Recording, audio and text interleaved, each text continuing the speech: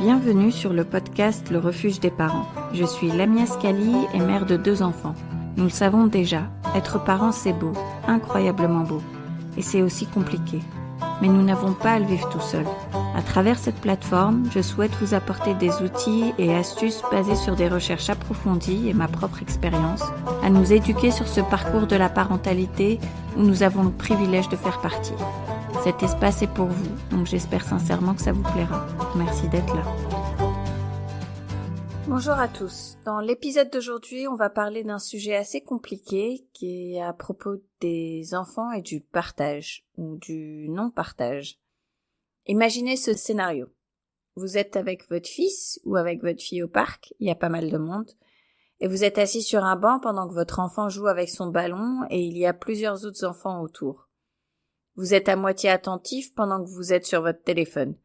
Vous entendez un cri et quand vous levez les yeux, vous voyez un enfant que vous ne connaissez pas s'accrocher à la balle avec laquelle votre enfant jouait et votre enfant est sur le point de fondre en larmes. Ou alors inversement, vous êtes au parc et votre enfant joue vers le toboggan, mais quand vous entendez le cri, vous levez les yeux et vous voyez votre enfant arracher la balle des mains d'un autre enfant. Que faites-vous ? Personnellement, je sens un tas d'émotions. Je veux que mon enfant, qui n'a qu'un peu plus de 2 ans, comprenne la valeur du partage et s'engage de manière proactive dans un comportement de partage. Je veux que les autres enfants adoptent également ce comportement avec lui. Je ne veux pas non plus que mon enfant soit perçu, surtout par le parent de l'autre enfant, comme un agresseur. Pourtant, j'ai lu que les enfants sont mentalement incapables de comprendre le partage avant l'âge de 2 ans. Alors, qu'est-ce que je fais ? Est-ce que je me jette pour retirer le ballon des mains de mon enfant et la rendre à l'autre ? Est-ce que je les laisse régler leurs problèmes eux-mêmes ? Mais l'autre parent, il risque d'intervenir. L'un des objectifs des parents, c'est d'encourager un comportement de partage spontané. Un objectif de socialisation pour les parents, c'est de s'assurer que leurs enfants soient appréciés des autres. Et les adultes voient le comportement de partage comme un indicateur clé d'un enfant qui sera aimé. Si vous vous êtes retrouvé autour de plus d'un enfant en bas âge, vous savez que le partage, c'est un sujet délicat. Même les enfants qui sont, plus disposés à aider à nettoyer ou à coopérer pour se préparer pour quitter la maison, sont moins susceptibles d'adopter un comportement de partage parce qu'en fait, le partage, ça implique généralement d'abandonner, de renoncer à quelque chose de valeur à quelqu'un d'autre, pour quelqu'un d'autre. Les plus jeunes enfants sont particulièrement réticents à partager. Quand des tout petits, disons entre 10 mois et 1 an, apportent des jouets par exemple à leurs parents dans des actes apparents de partage, en fait, ils ne peuvent pas agir de manière véritablement pro-sociale, c'est-à-dire au bénéfice du parent. Peut-être qu'ils recherchent plutôt une réaction positive, ou peut-être que ça fait partie de la façon dont les deux jouent ensemble, ou peut-être même un moyen de garder un jouet loin d'un frère ou d'une sœur. Et après avoir commencé ce comportement de partage, en grandissant, ils peuvent aussi montrer quelque chose comme s'ils vont partager puis après ils l'enlèvent. Tout ça, ça fait partie de leur expérience sur les interactions sociales pour voir en fait ce qui se passe quand ils font tout ça. La notion d'appartenance, de possession est importante dans le partage. Quand les enfants savent-ils que quelque chose leur appartient plutôt qu'à tout le monde ou à personne ?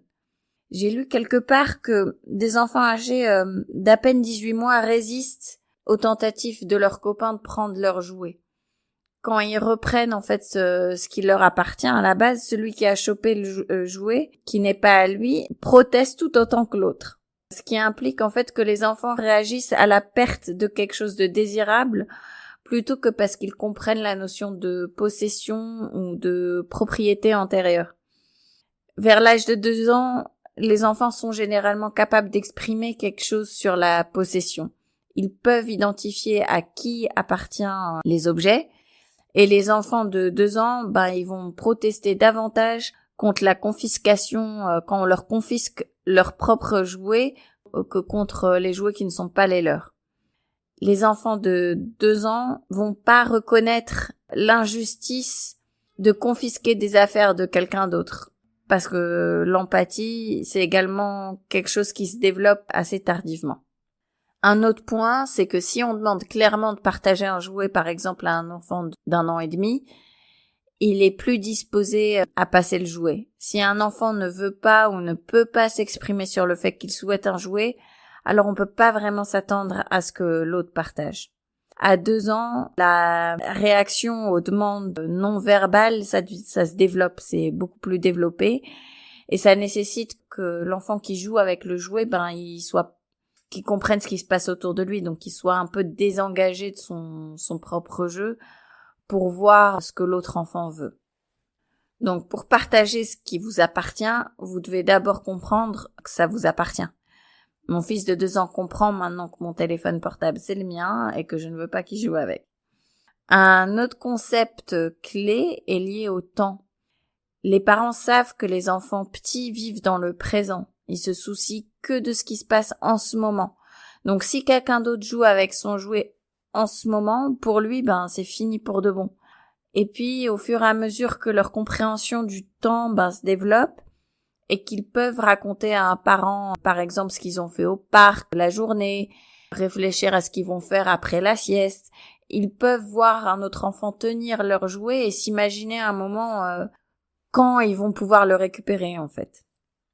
Et les enfants ont également besoin de se considérer comme des individus à part entière, c'est-à-dire avec des pensées et des sentiments séparés de ceux des autres, avant de pouvoir faire preuve d'empathie et donc de véritablement partager. C'est quelque chose à garder en tête quand votre enfant est dans cette étape interminable du moi, c'est à moi, le mien, je peux faire ça tout seul, moi-même. Ce développement, c'est nécessaire pour qu'ils comprennent que moi, c'est différent de toi et que tu as aussi des sentiments.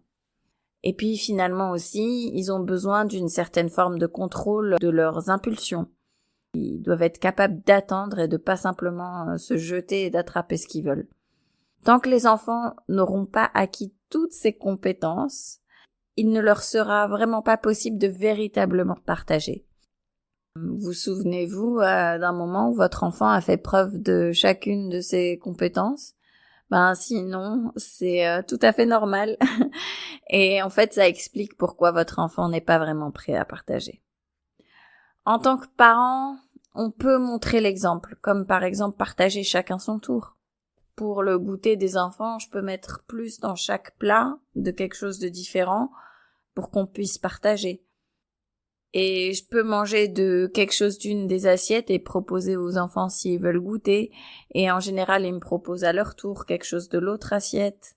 Et voilà, et on fait ça chacun son tour. Un autre truc que les parents peuvent faire, c'est de garder de côté quelques jouets auxquels l'enfant est particulièrement attaché et ne doivent pas être partagés, Surtout quand on a de la visite à la maison, par exemple. Ça peut aider l'enfant à vouloir partager les jouets qui restent, en fait, auxquels il est moins attaché.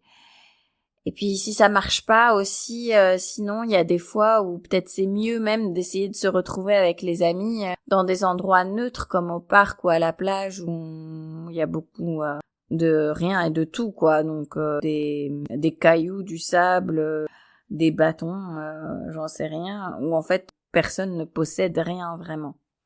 La philosophie de la parentalité respectueuse Rye a une façon d'aborder ça. Introduire l'idée de prendre en compte les émotions des autres sans faire honte ou pointer du doigt à l'enfant qui veut s'accrocher au jouet. Donc ça donne un peu du style « Ah, tu joues avec la petite voiture. Ton frère aimerait jouer avec aussi. Quand tu as fini de jouer avec, dis-nous, comme ça ton frère pourra jouer aussi vu qu'il est là en train d'attendre. » Et donc ma fille peut continuer à jouer avec la petite voiture pendant quelques minutes. Mais en fait, ce qui se passe souvent, c'est qu'elle propose d'elle-même volontairement la petite voiture à son frère plutôt que prévu, parce qu'il n'y avait pas cette pression sur elle pour qu'elle partage. Mon fils peut également être encouragé à développer son contrôle de ses impulsions. Ah, je sais que tu veux jouer avec la petite voiture. Ta sœur là en ce moment, c'est pas facile d'attendre. Quand ta sœur a fini, tu pourras prendre le jouet. Bon, on peut aussi se poser la question, du coup, alors, quand est-ce que tout ça va changer? Tant que les enfants jouent, en fait, les uns à côté des autres, tous ensemble comme ça, comme ils le font les enfants de 2 ans, ils n'ont pas vraiment beaucoup de motivation à partager. Et puis quand ils s'approchent des 3 ans où ils sont plus intéressés en fait à jouer avec les autres, ils sont soudainement plus motivés à se faire et puis du coup à garder des amis, des copains qui veulent également jouer avec un tas de jouets quoi. Et donc au fur et à mesure que leur capacité d'empathie se développe, les enfants passent du partage pour leur propre bénéfice au partage pour des raisons plus altruistes. Voilà, et donc pour conclure, je tiens aussi à nous rappeler qu'une grande partie de la pression qu'on ressent en tant que parent en ce qui concerne le partage ne vient pas de l'autre enfant en général avec qui on veut que notre enfant partage, mais des parents de l'autre enfant. Et donc on a tous ressenti ce regard des parents qui pensent que notre enfant pourrait partager quelque chose. Et une façon d'aborder ce problème, c'est aussi de demander rapidement aux autres parents, quand on se retrouve dans une situation qui commence un peu à dégénérer, on peut leur demander est-ce que vous êtes d'accord pour les laisser régler ça par eux-mêmes? Certains parents peuvent être d'accord avec ça et laisseront les enfants gérer. Et parfois, on bloque toute tentative de frappe, quoi. J'espère que vous avez appris quelque chose avec cet épisode et qu'il vous sera utile. À bientôt pour le prochain épisode.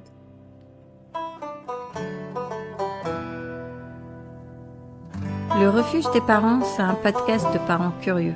Vous pouvez l'écouter sur Spotify, Apple Podcasts et toutes les plateformes de podcast. Et si vous avez aimé cet épisode, n'hésitez pas à le partager, à laisser des commentaires, à mettre des étoiles. Vous pouvez aussi me contacter sur info@lerefugedesparents.com. À bientôt pour le prochain épisode.